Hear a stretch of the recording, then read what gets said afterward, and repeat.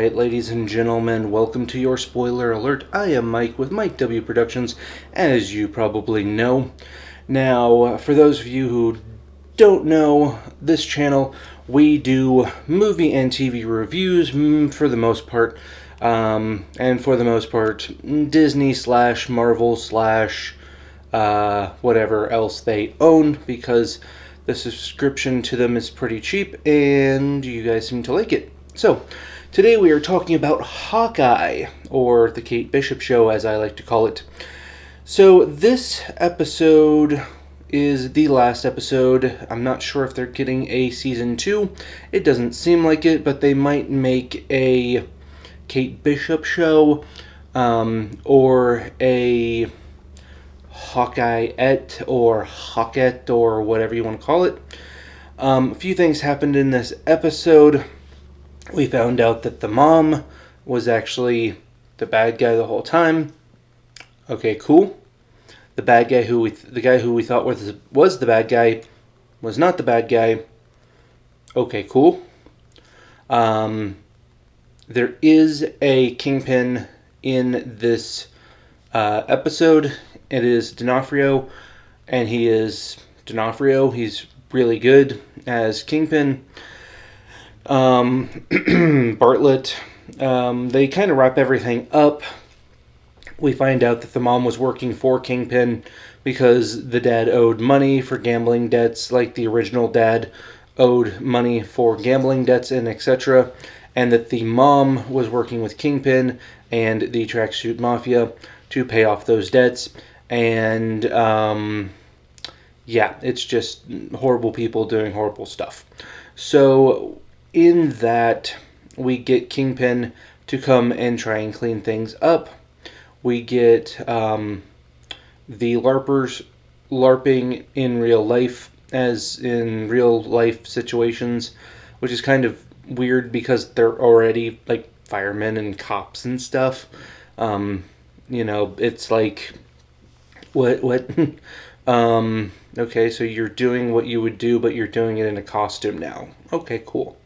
So we have those guys. Tracksuit Mafia comes. Lots of stuff going on. We find out that Clint Bartlett knows how to make his arrows, and he shows Kate Bishop how to do that, which is kind of Home Alone-y, kind of fun, building traps and stuff, but more arrow-based. Moving on from that, there's a lot of Tracksuit Mafia people for some reason.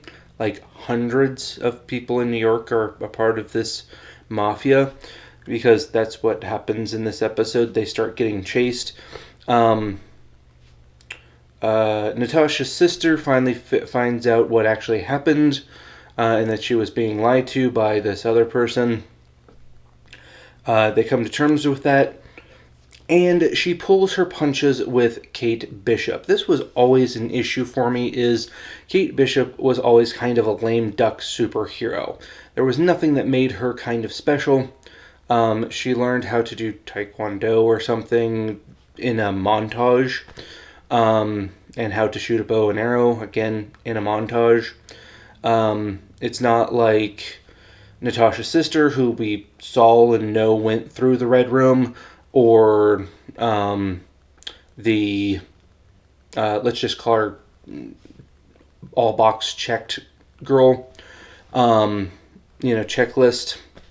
Checklist, we saw, did some kickboxing, learned how to do stuff, had a metal arm, metal leg, is deaf, so her other senses are heightened. We know that she struggled, and that she actually had to learn stuff about fighting and surviving and living, so that made her a good character.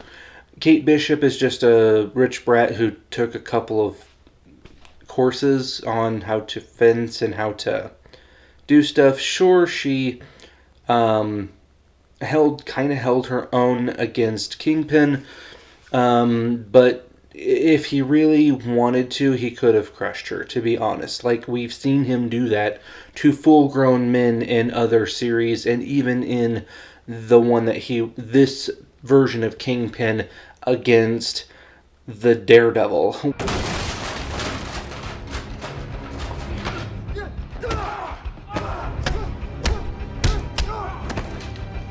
We've seen him beat the crap out of him before, and I know he's holding his punches because Kate Bishop is not sense heightened like Daredevil. So everyone has been holding their punches on this girl, and I don't respect them for that because I want to see her get her butt kicked and then learn from it and, have that hero arc. Not just, oh yeah, you're annoying little bug, poof. And that's how I felt this fight went with her and Natasha's sister. She was just kind of pushing her away, tripping her and doing stuff. If she wanted to kill her, she could have just, boom, done. She could have punched her in the face. She could have hit her a couple times. Like, she was definitely pulling punches. Same thing with Kingpin. He threw her around a little bit because she was a little pest annoying him. Threw her against a wall, whoop-de-doo. Like, if he wanted to, he could put his classic bear hug, snap her back. I am going to break you in two. And kill her instantly type thing, but he chose not to. It wasn't because Kate Bishop is the best fighter ever. He chose not to hurt her and not to kill her. Then she kind of outwitted him because he broke all of the arrows that were special and threw them on the ground. They all got connected by this, I guess, electromagnetic thing, and then hit him all at once. He got shot in the chest with an arrow because she hit him with an arrow at the beginning. And then he got hit by the mom in the car. And that didn't make sense because, like, you would hear the car move and be like, where you think you're going?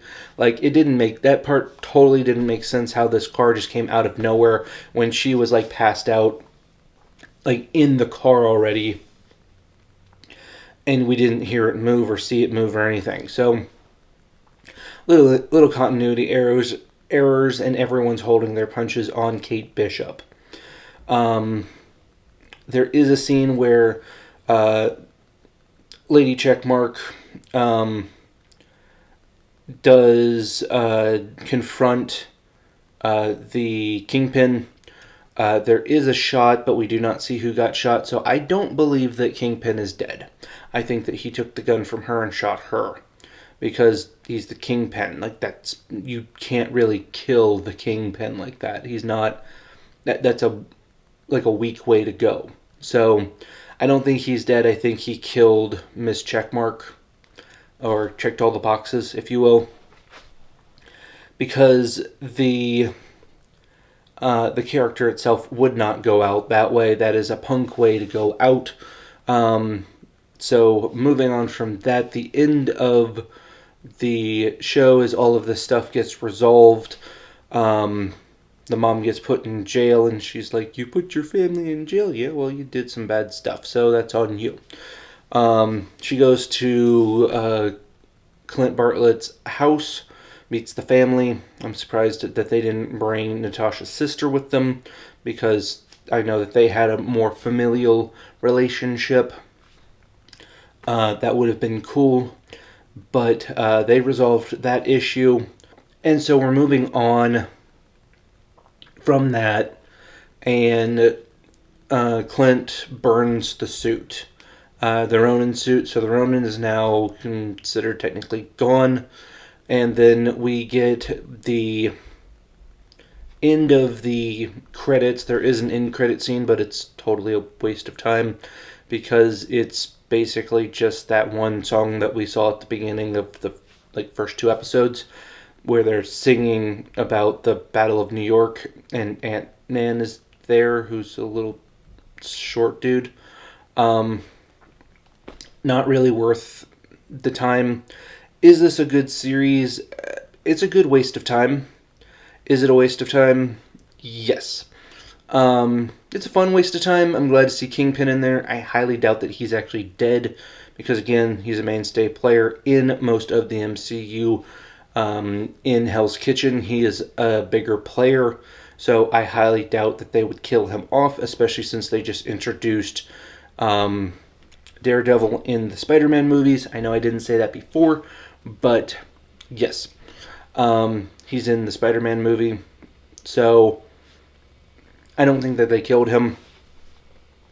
I want to know what you guys think. If you think that he is dead, let me know. If you think that both Kingpin and